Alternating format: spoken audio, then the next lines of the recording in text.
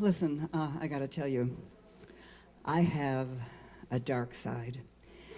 It's this really impulsive part of me I try to hide, and I am not at all successful. You've heard of that expression, there are some things that are better left unsaid. I say them all. Gets me into a lot of trouble. And this dark side played itself out really well in the course of my marriage and divorce, and after the divorce as well. Problem was, my husband and I never agreed on most things. You know, at first it wasn't anything important. It was like, you know, what I have to dinner or what movie do you want to see? Like, for example, our house. Our house had beige walls, a beige rug, and beige furniture because my husband couldn't agree on any of the colors or patterns that I had chosen. We even sort of had a beige dog with a beagle. It was very strange. Anyhow, it was in the middle of our 22-year marriage when we went to Japan that I learned to outfox him. He was working at the U.S. Embassy in Tokyo, and I had gotten a job dubbing monster movies from Japanese into English for export. Hey, it was a good job. I made a lot of money. It was great. And this was back in the 60s when women didn't have jobs that made any money at all, so I was doing really well. Thank you. Anyhow, so we go to Japan, and I got this job, and I got this money. And down the hill from the embassy apartments where we lived, there was this little shop. And I sort of stumbled inside of it, and inside it was filled with these amazing pottery dishes. I mean, dinner plates and platters and bowls. And it was this heavy, heavy pottery with these beautiful glazes and earthy tones and zen-like designs. And all these dishes were different. And I learned they were called mashiko-yaki, Japanese mashiko pottery. And they came from this little town of Mashiko where these very old and revered guys made this pottery.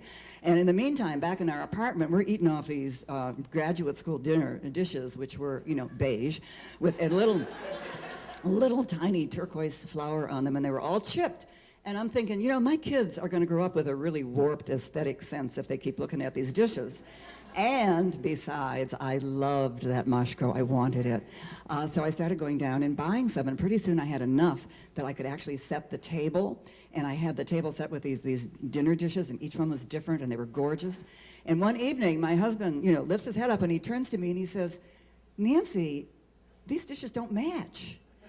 And I said, yeah, they don't. And the chairs around the table didn't match either, and he didn't notice that because I don't like matching.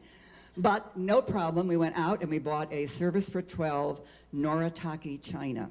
White, thin china with a little teeny tiny silver piece around the rim and little fragile coffee cups and saucers and even a gravy boat. We never used the mashiko, we never used the Noritake because I was the one setting the table, and so we always used my stuff. Anyhow, 7 years pass, I've collected all this mashiko-yaki, and we go back to the United States. And by the time I get back to the United States, our differences are getting a little more serious. First of all, it was the women's movement was in full swing. It was 1973, and I felt sprung. I mean, there were all these opportunities for women that had never existed before, ever. And, you know, I was so excited. I wanted to work in television. I wanted to be on the radio. I wanted to do all these things that women couldn't do before. And my husband talked to me about it, and he said, well, you know, Nancy, I've been thinking it over. And I think what would be a good idea is if you went back to school and got a degree in library science. And that way you could follow me around and have a job wherever we go. Well, you know, I wasn't going to be a librarian. So our difficulties got really, there's a lot more to this story I'm not telling. So, just let it be said that I blamed him and he blamed the women's movement, and we were both right. So we got a divorce, and in the course of getting the divorce, we had to split up our effects. And what do you know? He says to me he wants half of the mashiko. I said, what do you mean? That's my mashiko. I bought it. You don't even like this stuff. You want matching. I gave you the Noritake. And he said, well, no. You know, in a divorce, it's 50-50. I want half the mashiko.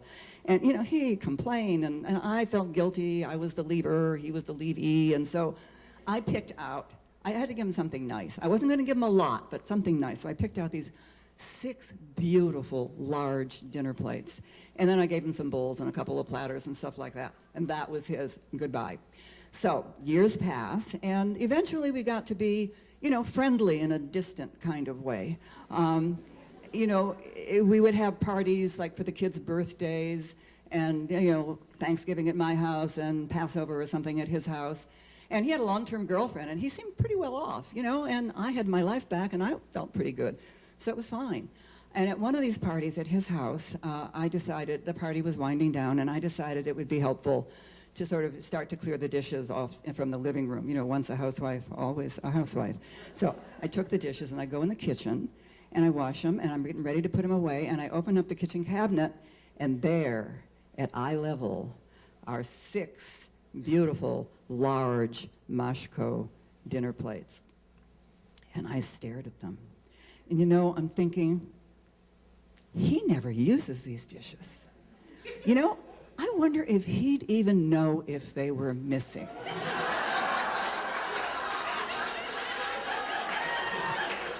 Well, before I knew what I was doing, I swear to God, I picked those dishes up, I put them in a brown paper bag, I grabbed the brown paper bag, I wrapped my arms around it, I slipped out the kitchen door, went to my car, opened the trunk, put the dishes in, closed the trunk, and went back in the house.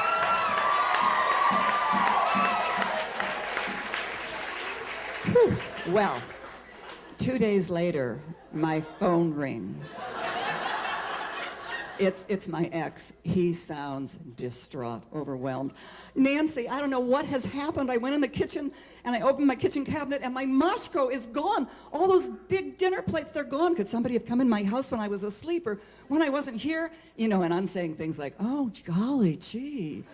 Oh, wow. I can't imagine. Anyway, we hang up. I go sit down in my living room and think, I have got to return these dishes.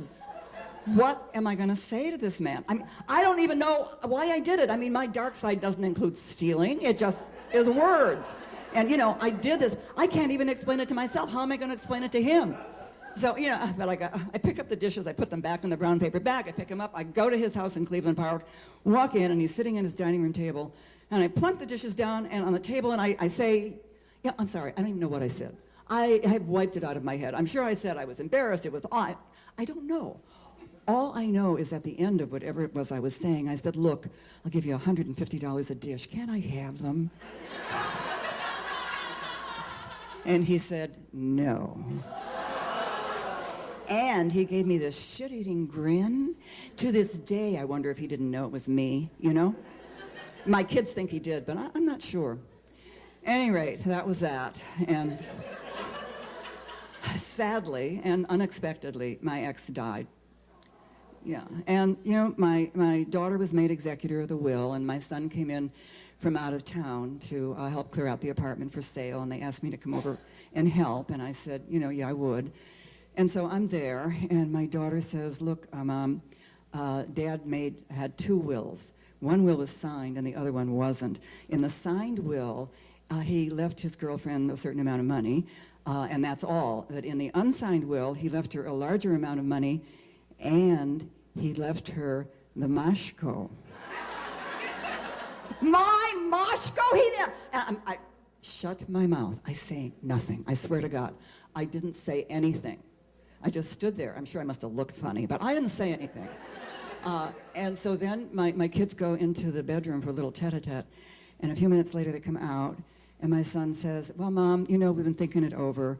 We want to honor our dad's will and let the girlfriend have the larger amount of money. But all the Japanese things, we really think that those things should stay in the family. And we'd like you to have the Mashko. I'm going to yell, but I don't yell.